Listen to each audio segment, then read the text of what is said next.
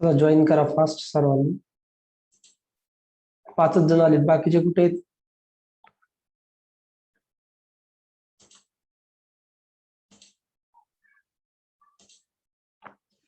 चला, good afternoon all of you.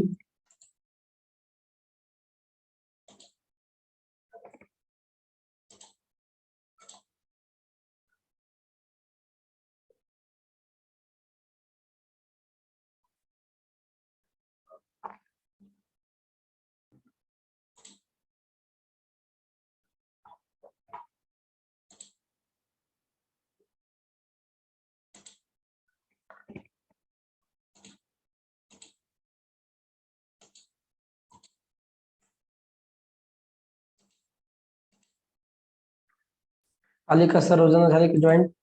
8 जण दिसतात, ठीक आहे. चला सुरू करूया. बघा, आपण लास्ट लेक्चर मध्ये डेरिव्हेटिव्ह कंप्लीट केलेला आहे, ठीक आहे. सर्वांना समजला असेल. आपण जो डेरिव्हेटिव्ह चॅप्टर होता तुमचा डिफरन्शिएशन, ठीक आहे. सर्व 4 लेक्चर मध्ये डिफरन्शिएशन आपण कंप्लीट केलेलं आहे. आज आपण बघणार आहोत ऍप्लिकेशन्स ऑफ डेरिव्हेटिव्ह, ठीक आहे. तर आज कोणता चॅप्टर सुरू करतोय आपण? ऍप्लिकेशन्स ऑफ डेरिव्हेटिव्ह, ठीक आहे. 1, 2, 3 लेक्चर्स मध्ये आपण चॅप्टर संपूया. तर बघा, ऍप्लिकेशन्स ऑफ डेरिव्हेटिव्ह म्हणजे आता आपण काय बघितलं? डिफरन्शिएशन किंवा डेरिव्हेटिव्ह बघितला, तर त्याचे ऍप्लिकेशन्स आता आपल्याला या चॅप्टर मध्ये बघायचे. मग काय ऍप्लिकेशन्स असतात डेरिव्हेटिव्हचे? काय असतं ऍप्लिकेशन्स? डेरिव्हेटिव्ह म्हणजे काय असतो? DY by dx. ओके, काय असतं? यालाच काय म्हणतो? Change in Y with respect to X, बरोबर आहे. मग समजा मला माहिती, जर डिस्टन्स एस असेल, ओके, डिस्टन्स काय असेल? एस, आणि टाइम काय आहे? टी. म्हणजे जर डिस्टन्स चेंज होणार असेल with respect to time T, म्हणजेच काय? DS upon DT. यालाच काय म्हणतो आपण? Change in displacement with respect to time T, ठीक आहे ना. आणि change in displacement with respect to time T म्हणजेच काय असतं? आपलं वेलॉसिटी, ठीक आहे ना. काय असतं velocity? Change in displacement with respect to time, हे माहिती. मग बघा, आपल्याला ऍप्लिकेशन्स ऑफ डेरिव्हेटिव्ह, डेरिव्हेटिव्हचा वापर कुठे केला आपण? इथे, की वेलॉसिटी फाइंड करण्यासाठी. मग पहिला ऍप्लिकेशन म्हणजे डेरिव्हेटिव्हचं ऍप्लिकेशन काय आहे? आपण वेलॉसिटी फाइंड करू शकतो. त्याच्यानंतर काय माहिती आपल्याला? ऍक्सलरेशन. ऍक्सलरेशन म्हणजे काय असतं? चेंज इन वेलॉसिटी, ठीक आहे. सिंपल काय असतं? समजा आपल्याला वेलॉसिटी माहित नाही, तर वेलॉसिटी काय असतं? Change in displacement with respect to time. म्हणजे डिस्प्लेसमेंट जो चेंज होतो विथ रिस्पेक्ट टू टाइम, त्याला काय म्हणतो आपण? वेलॉसिटी, ठीक आहे ना. स्पीड फाइंड करत असतो change in displacement with respect to time. मग इथे आपण डेरिव्हेटिव्हचं ऍप्लिकेशन वापरलेले, म्हणजे डेरिव्हेटिव्ह वरून आपण इथे वेलॉसिटी फाइंड करू शकतो. त्यानंतर तुमचं ऍक्सलरेशन ए. काय असतं acceleration? Change in velocity, change in velocity with respect to time, म्हणजे डीव्ही बाय डीटी. हा झाला तुमचा ऍक्सलरेशन. हे काय आहेत? तुमचे ऍप्लिकेशन्स ऑफ डेरिव्हेटिव्ह. ओके, बघा तेच दिलं इथं, velocity and acceleration in rectilinear motion. Okay, मग the velocity of a moving particle. Okay, आता कोणत्या पार्टिकलची वेलॉसिटी आपण फाइंड करतोय? Moving particle. Okay, velocity find करण्यासाठी पार्टिकल कसा असणं आवश्यक आहे? मुव्हिंग. एकाच जागी असेल तर काय असेल? त्याची वेलॉसिटी 0 असेल, ठीक आहे ना. चेंज इन डिस्प्लेसमेंट, बघा, moving particle is defined as the rate of change of its displacement. काय म्हणते? Rate of change of its displacement with respect to time, with respect to time, and the acceleration is defined as rate of change of, बघा, rate of change of its velocity, ठीक आहे ना. velocity with respect to time, ठीक आहे. काय नाही, तेच आहे. डिस्प्लेसमेंटचा जो काही चेंज होतो विथ रिस्पेक्ट टू टाइम. म्हणजे समजा एखादा पार्टिकल आहे, बघा, ओके, एखादा पार्टिकल आहे, तो काय करतोय? झालं का सर्वजण जॉईन? ठीक आहे, बघा. ओके, बघा, एखादा पार्टिकल आहे, मोशन मध्ये आहे, मुव्हिंग पार्टिकल आहे. समजा तो, समजा या पॉइंट पासून इकडे काय करतोय? मूव्ह करतोय. मग आता काय आपल्याला काय करायचंय? या हा समजा पॉइंट इथून इथपर्यंत आला, तर काहीतरी टायमिंग मध्ये, बरोबर, समजा टी टाइम मध्ये आला, बरोबर आहे. इथून इथपर्यंत काय किती टायमिंग मध्ये आला? टी. मग change in displacement with respect to time, म्हणजे टाइम टू टाइम त्याचं काय होईल? डिस्प्लेसमेंट चेंज होत जाईल. समजा पार्टिकल इथून जातोय, असा असा एक एक स्टेप घेत काय करेल? तो पुढे जाईल, बरोबर आहे. म्हणजे डिस्प्लेसमेंट चेंज होईल, पण कसा? With respect to time. मग हा जो काही चेंज इन डिस्प्लेसमेंट असतं, displacement with respect to time, त्याला काय म्हणतो आपण? वेलॉसिटी. मग त्याच्यानंतर असतं change in velocity with respect to time. समजा आता वेलॉसिटी कशी चेंज होईल? लक्षात येते का बघा, change in displacement with time. Okay, बघा समजा आता एखादा पार्टिकल इथून समजा सुरू झाला, किंवा तुम्ही बाईक किंवा सायकल वरती जातात. समजा इथून तुम्ही बाईक वरती समजा इथून जायचंय तुम्हाला एका दुसऱ्या शहरामध्ये. ओके, मग समजा या पॉइंट पासून या पॉइंट पर्यंत जाण्यासाठी तुम्ही स्टार्टिंगला समजा जे स्पीड म्हणता ना की 50च्या स्पीडने जातोय किंवा 60च्या स्पीडने, बरोबर. म्हणजे समजा तुम्ही काय करताय, 50च्या स्पीडने इथून बाईक चालू केली. बरं, बाईक स्टार्ट केल्यानंतर डायरेक्टली 50ची स्पीड येईल का किंवा 50चा स्पीड येईल का डायरेक्टली? नाही येणार. स्टार्टिंगला काय असेल, 0 असेल. 0 पासून 10-20 असं वाढेल. ठीक आहे ना, जसं तुमचं गाडीचं असेल त्याच्यानुसार. ठीक आहे. मग ज्यावेळेस तुम्ही समजा 50चा स्पीड घेतला आणि त्याच्यानंतर तुम्ही कंटिन्यू जाता, म्हणजे काय झाला, इथपर्यंत बघा माझा 50 एकदा स्पीड येईपर्यंत काय झाला, बरोबर आहे, स्पीड चेंज झाली ना. पहिल्यांदा 0 होती, 0ची वाढत गेली. समजा तुम्ही असं इकडनं येत आहे बाईक ट्रॅव्हल करत आणि तुम्ही 50च्या स्पीडमध्ये आहेत, बरोबर. आणि इथून डायरेक्टली 50 वरती कॉन्स्टंट, म्हणजे तुम्ही ऍक्सलरेटर कॉन्स्टंट ठेवलं आणि 50च्या स्पीडनं इथपर्यंत आले. म्हणजेच काय, तुमचा जो काही change in displacement with time किती आहे, म्हणजे वेलॉसिटी किती तुमची तिथे 50 आहे. म्हणजे स्पीड म्हणजेच काय असतं, वेलॉसिटी, बरोबर. वेलॉसिटी म्हणजे काय, फक्त मॅग्निट्यूड आणि त्याला डिरेक्शन असतं, बरोबर. स्पीड म्हणजे फक्त मॅग्निट्यूड. मग जर समजा तुम्ही एका स्पीडने इथून जाताय, ठीक आहे, समजा 50च्या स्पीडने जाताय, बरोबर. इकडनं तुम्ही आलात असे आणि इथे तुमची या पॉइंटला क्रॉस करताना एक्झॅक्टली तुमचा 50चा स्पीड आहे आणि तो कॉन्स्टंट तुम्ही या पॉइंट पर्यंत ठेवला, बरोबर. मग वेलॉसिटी चेंज होईल का, म्हणजे तुमचा change in displacement with respect to time, तो वेलॉसिटी जी आहे ती कॉन्स्टंट राहील. पण समजा तुम्ही इथूनच सुरुवात केली या पॉइंट पासून, ओके, बाईक स्टार्ट केली, 0 स्पीड होता. मग स्पीड काय करतोय आपण, वाढवतोय 10, 20, 30 आणि मग तुम्ही काय केलं, 50 पर्यंत गेलात आणि त्यानंतर कॉन्स्टंट. म्हणजे तुमचा जो काही स्पीड चेंज झाला, मग तो कसा चेंज झाला, change in velocity with time, बरोबर आहे. टाइम नुसार काय होईल, तुमचा स्पीड पण चेंज होत जाईल. ओके, तर हेच तुम्हाला बघा तिथे आपल्याला फाइंड कर, लक्षात घ्यायचे फक्त की डीएस अपॉन डीटी, वेलॉसिटी म्हणजे काय, डीएस अपॉन डीटी. माहिती आहे सर्वांना जवळपास की वेलॉसिटी काय असतं, change in displacement with respect to time. ठीक आहे. आणि एक्सलरेशन ए काय असतं, DV upon DT, D square S upon DT square. Okay, बघा ते कशावरून आलं. आता डीएस अपॉन डीटी म्हणजे काय, व्ही आहे काय तुमचा डीएस अपॉन डीटी. मग या व्ही ला आपण परत डिफरन्शिएट केलं डीव्ही बाय डीटी, म्हणजे तिथे काय होईल, D by DT of DS upon DT.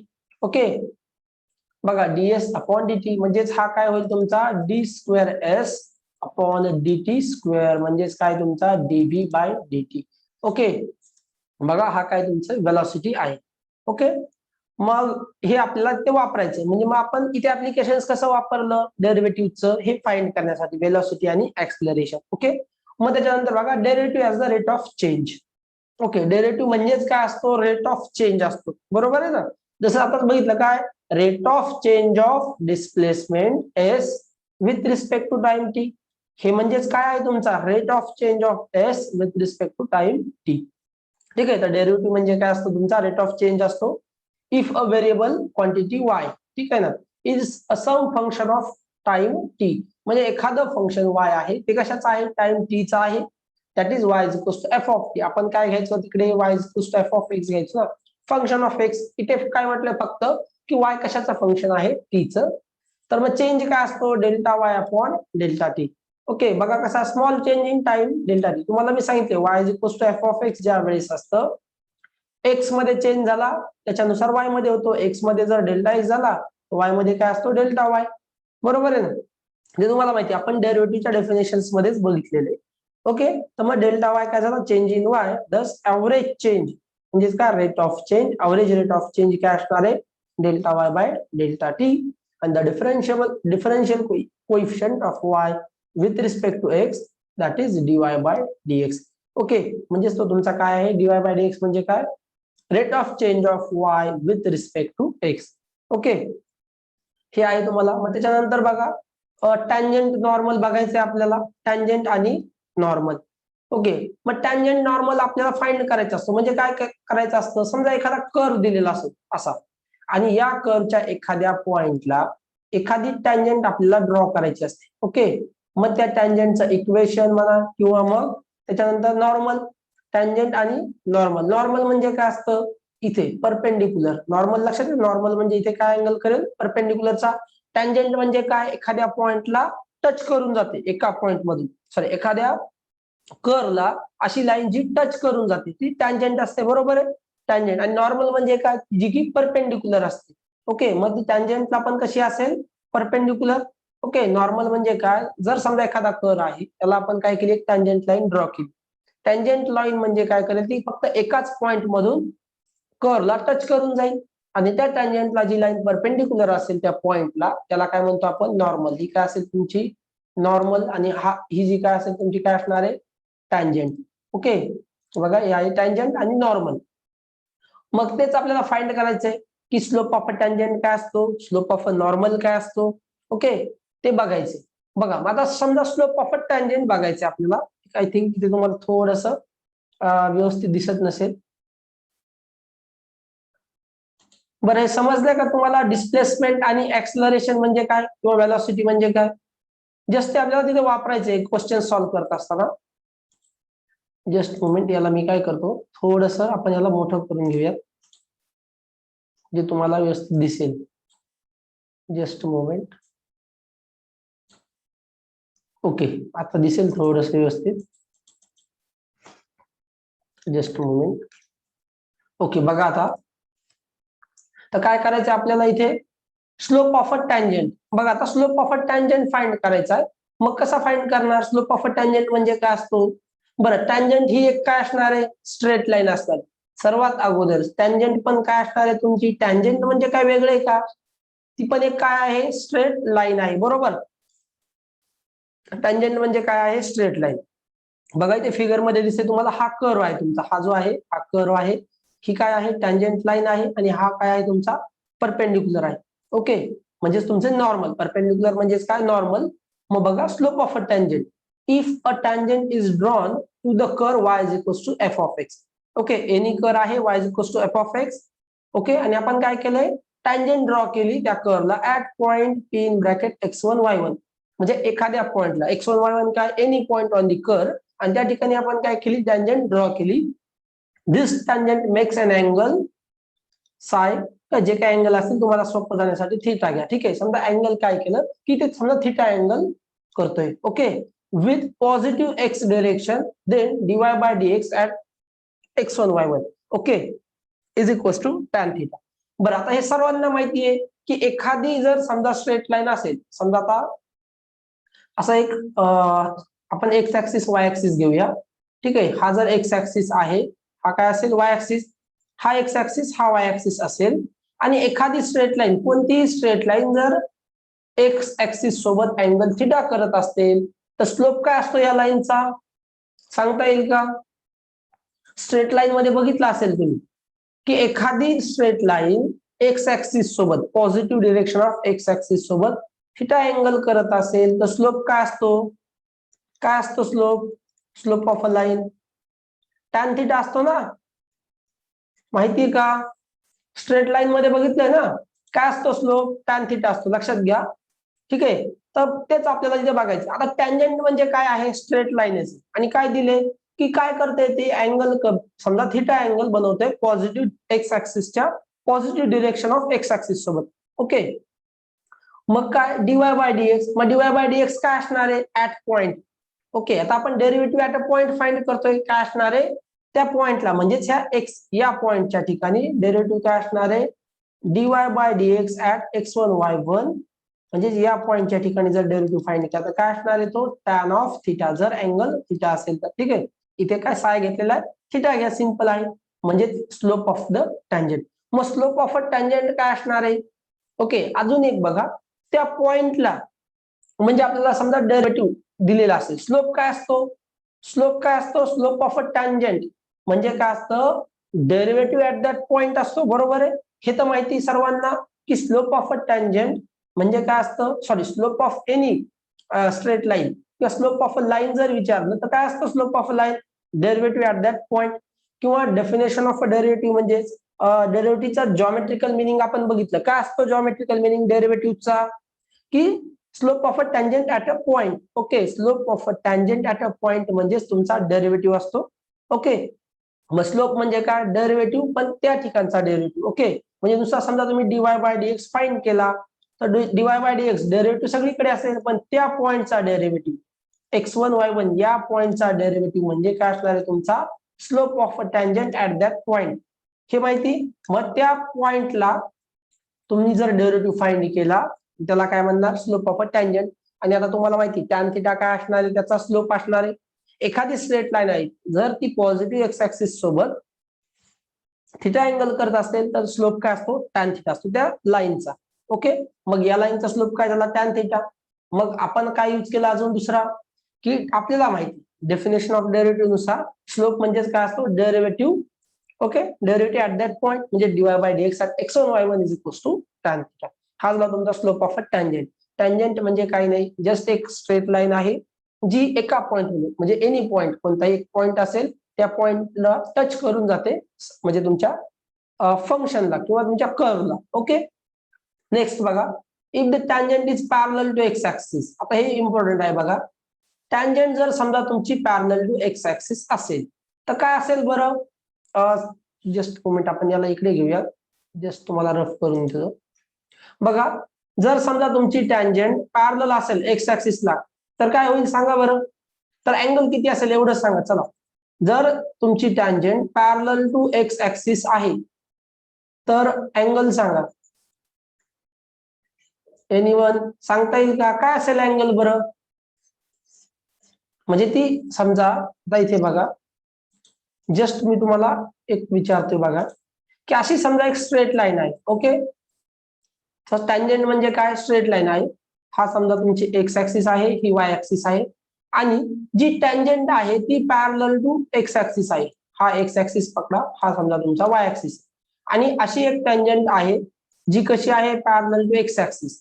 मग ही जी टँजंट आहे ही अँगल किती करेल एक्स ऍक्सिस सोबत. जर ती एक्स ऍक्सिसला पॅरलल असेल तर तिचा अँगल किती असेल एक्स ऍक्सिस सोबत सांगता येईल का.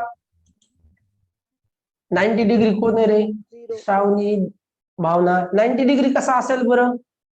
झिरो असेल ना. बघा राजवर्धन झिरो बरोबर आहे. आता बघा अँगल कसा मोजतो आपण. थांबा अँगल मोजायचं सांगू का तुम्हाला. एक्स ऍक्सिस सोबत अँगल कसा मोजतो. ही समजा तुमची positive direction of x axis आहे बरोबर.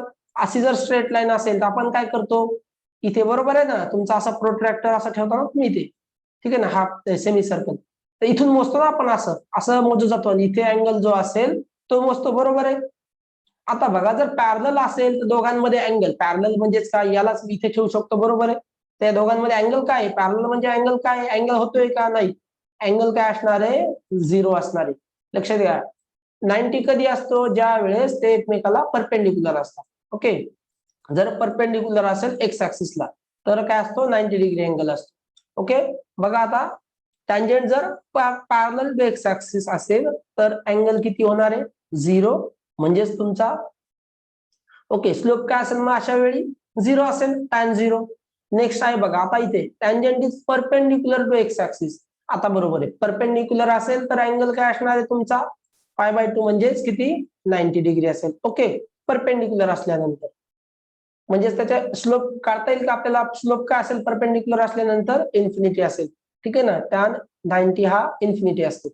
ओके, बघा त्याच्यानंतर स्लोप ऑफ द नॉर्मल. आता बघा आपल्याला काय फाइंड करायचे स्लोप ऑफ अ नॉर्मल.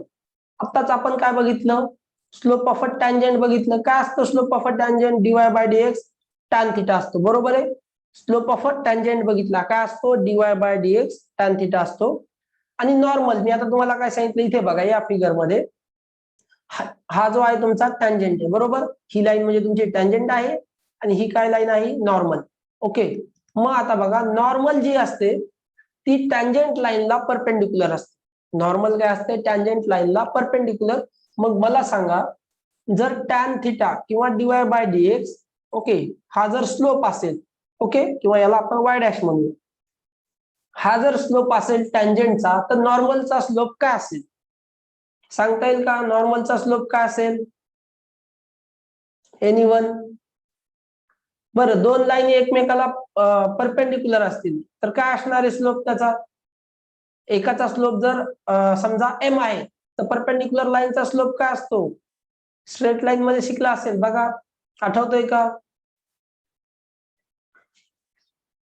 ठीक आहे, मी थांबा तुम्हाला कॅमेरा ऑन करून दाखवतो. असं बघा इकडे ही एक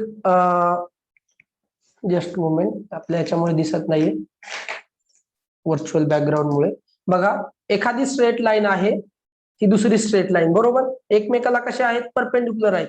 जर या स्ट्रेट लाईनचा अँगल सॉरी स्लोप किती असणार आहे एम, तर परपेंडिक्युलरचा स्लोप काय असतो माहिती का? परपेंडिक्युलरचा स्लोप सांगा लवकर, चॅट बॉक्स चेक करूया. ठीक आहे ठीक आहे, बघा वाय नसेल. ठीक आहे मी सांगतो तुम्हाला. बघा दोन लाईन्स परपेंडिक्युलर असतील, एकाचा स्लोप एम आहे, तर परपेंडिक्युलरचा काय असतो -1/m असतो ना. ठीक आहे ना, परपेंडिक्युलर लाईनचा स्लोप काय असतो -1/m. माहिती का नाहीये हे? ठीक आहे, माहिती असणं आवश्यक आहे सर्वांना. जस्ट चला बघा आता, तर -1/m असेल. म्हणजेच तुमचा आता इथे काय दिलेलं आपण dy/dx घेतला बरोबर आहे. आता इथे स्लोप काय आहे तुमचा dy/dx आहे. जस्ट मुवमेंट, एक जस्ट 2 मिनिट.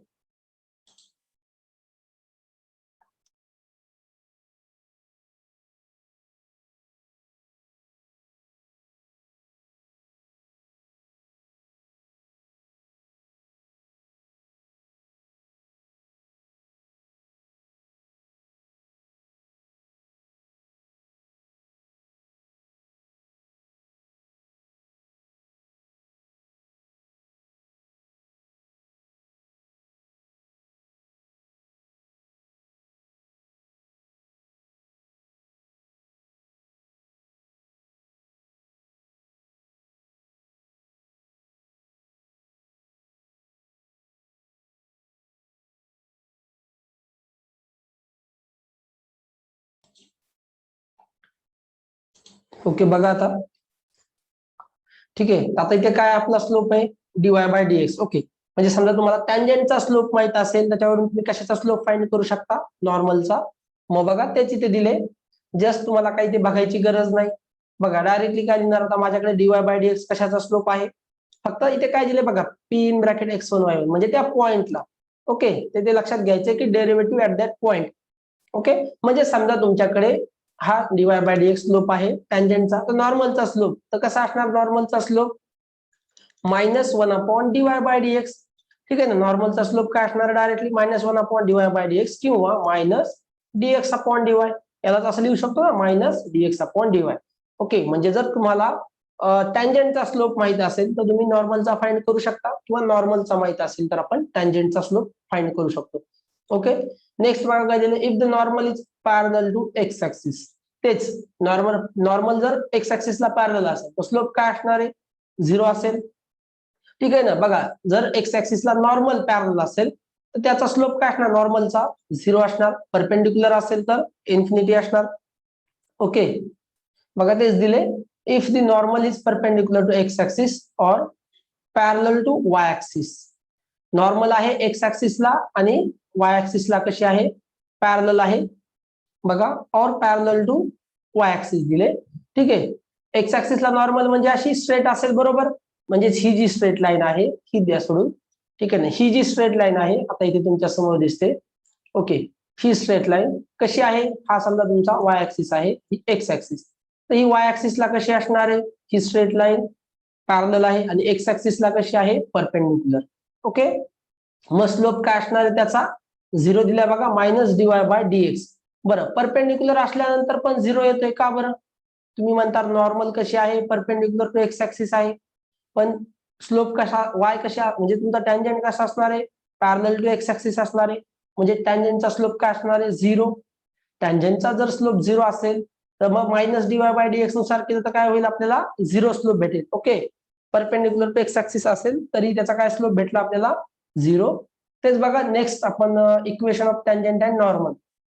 ओके, म्हणजे आपल्याला एकूण काय काय बघायचे बघा इथे आपल्या ऍप्लिकेशन ऑफ डेरिव्हेटिव्ह मध्ये. ओके, म्हणजे तो पहिल्यांदा आपण काय बघितलं डिस्प्लेसमेंट.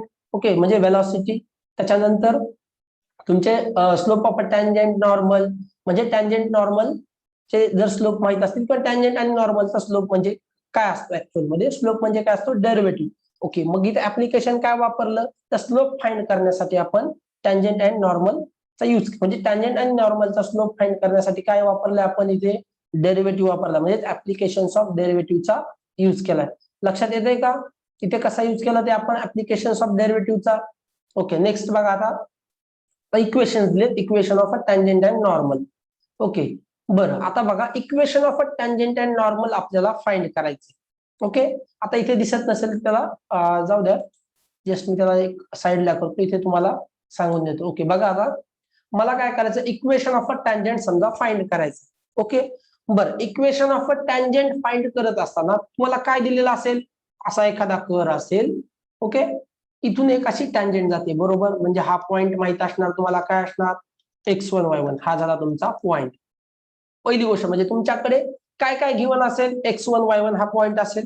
बघा equation of the tangent to the curve y is equals to F of X, हा तुमचा कर झाला y is equals to F of X बरोबर. ऍट पॉइंट म्हणजे हा पॉइंट झाला x1 y1 in bracket x1 y1, हा झाला तुमचा पॉइंट. मग या पॉइंटच्या ठिकाणी जी टँजंट ड्रॉ केली आहे तिचं इक्वेशन आपल्याला फाइंड करायचे. ओके, मग बघा आपण याचा डेरिव्हेटिव्ह सॉरी याचा स्लोप काय घेतलाय, dy बाय dx. काय आहे याचा slope, dy by dx at x1 y1, तो आपण डायरेक्टली त्याला dy बाय dx लिहूया. ओके, म्हणजे स्लोप काय झाला तुमचा dy बाय dx. बघा आता मग आता मला काय करायचं, या टँजंटचं टँजंट जी आहे टँजंट लाईन तिचं इक्वेशन फाइंड करायचं. बरं तुम्हाला आता माहिती बघा, एखाद्या स्ट्रेट लाईनचं equation of a straight line passing through x1 y1 and having slope m. बघा equation of a straight line, मी काय म्हणतोय, equation of a straight line passing through x1 y1 and having slope m काय असतं, y minus y1 is equals to m into bracket x minus x1.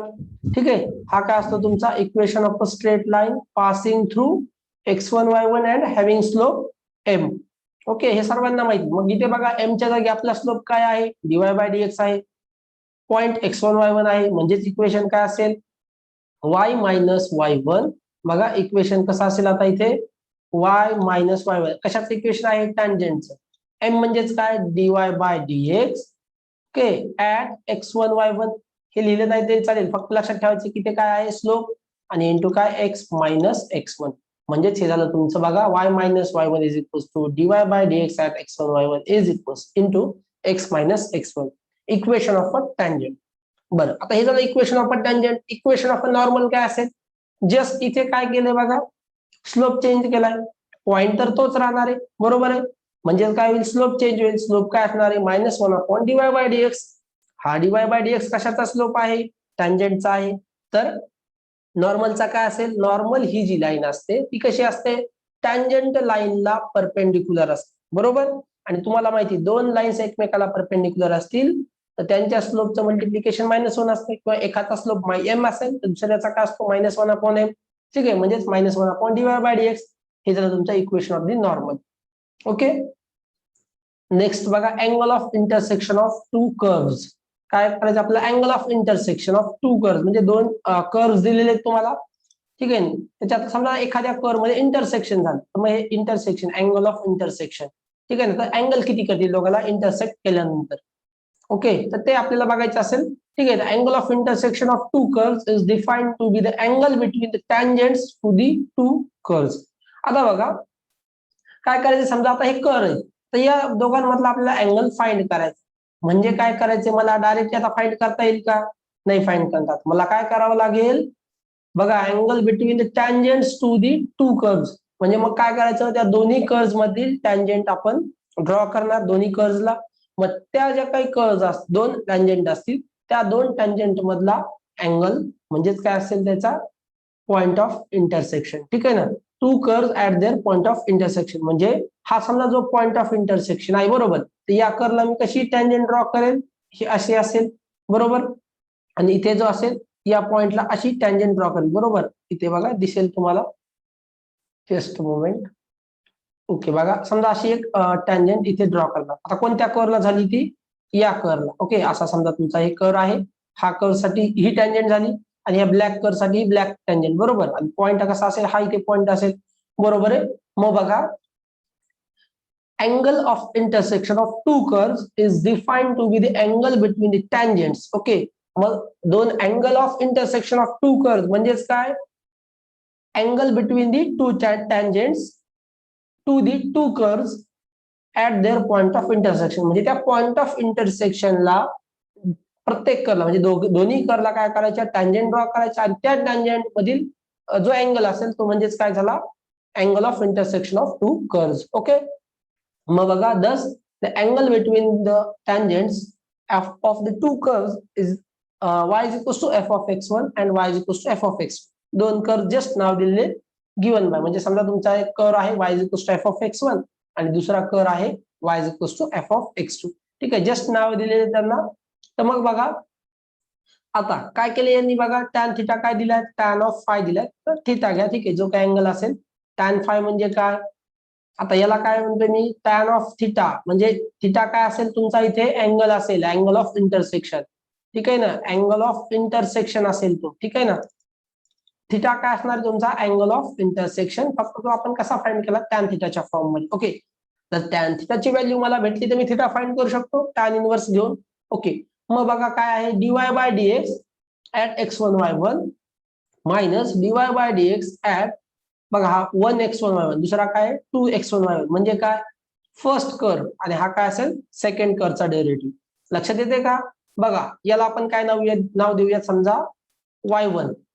हे समजतं ना, y1 y2 म्हणजे first derivative, second derivative, जसं आपण y dash लिहितो. Okay, तर समजा याच्यापेक्षा अजून सिम्प्लिफाईड मध्ये लिहूया. समजा हा जो आहे डेरिव्हेटिव्ह तो समजा तुमचा फर्स्टचा डेरिव्हेटिव्ह आहे.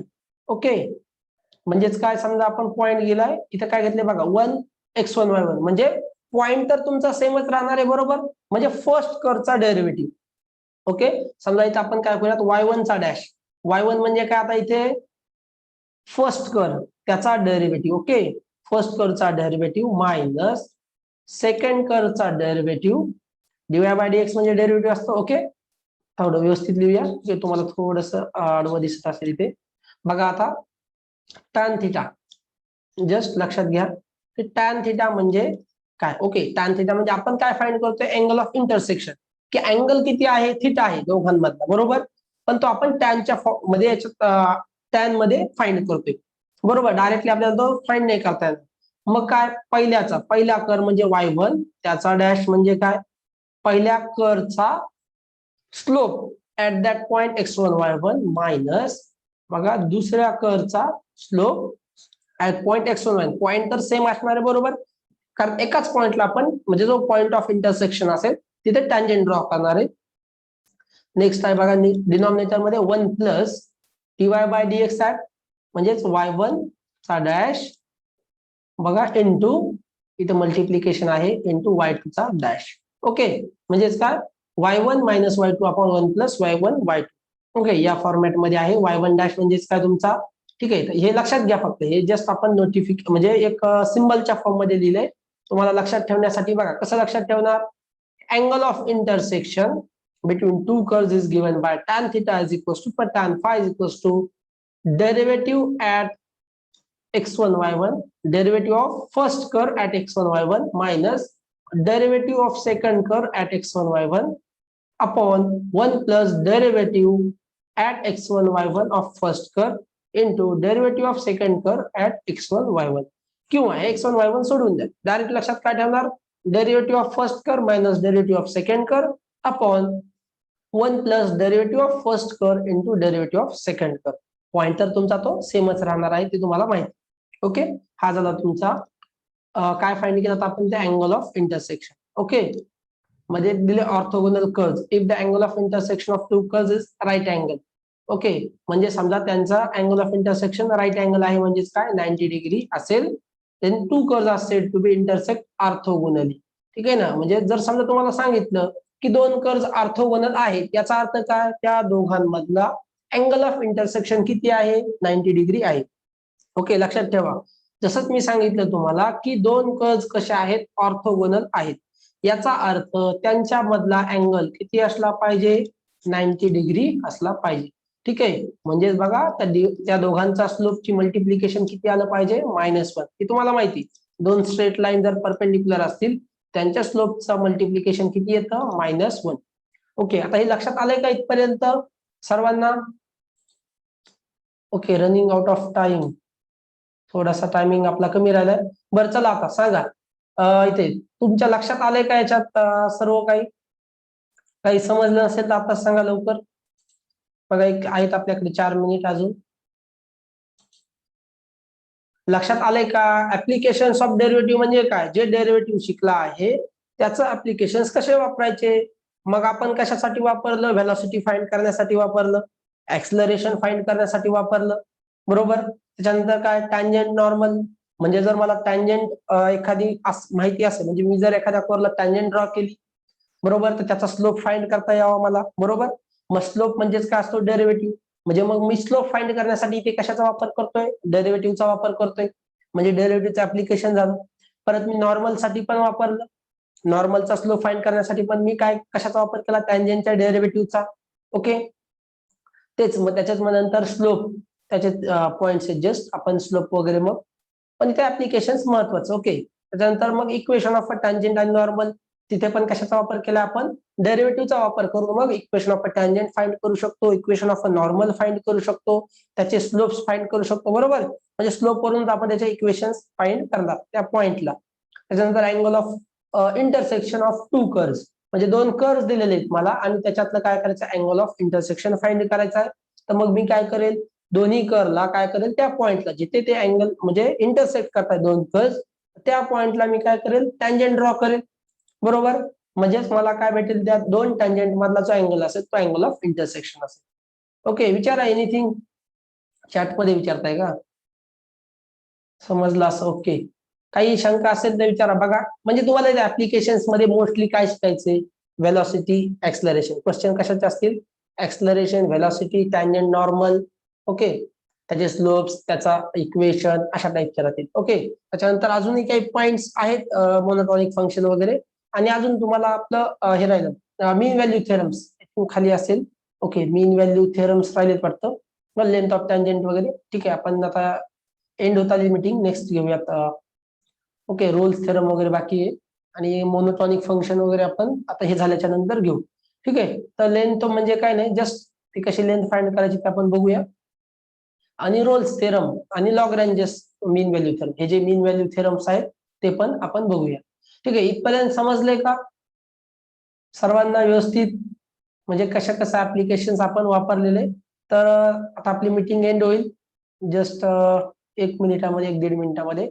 मग त्याच्यानंतर आपण बघूयात length of tangent, normal and sub tangent किंवा सब नॉर्मल. ओके, हे काय असतं अगोदर सांगूयात. सब टँजंट, सब नॉर्मल, त्याच्या लेंथ कशा फाइंड करायच्या. जस्ट काही नाहीये, जस्ट आता डेरिव्हेटिव्ह आला ना तुमचा, त्या डेरिव्हेटिव्हचा सगळीकडे वापर केला. इथे बघतोयच काय आपण? ऍप्लिकेशन्स ऑफ डेरिव्हेटिव्ह, चॅप्टरचं नावच आहे. ओके, सर्व काय ऍप्लिकेशन्स वापरायचे, आणि त्याच्यानंतर मग रोल्स थेरम आणि लॉग्रॅन्जेस मीन व्हॅल्यू थेरम, हे जे तुमचे थेरम्स दिलेले आहेत, दोन मीन व्हॅल्यू थेरम्स म्हणतो आपण त्यांना. ठीक आहे, त्याचा वापर करायचा आहे. आता मीटिंग एंड होईल, जस्ट 5 मिनिट वेट करा, त्याच्यानंतर जॉईन करा. तोपर्यंत व्हिडिओ तुमचा जो व्हिडिओ आहे हा रेकॉर्ड होईल.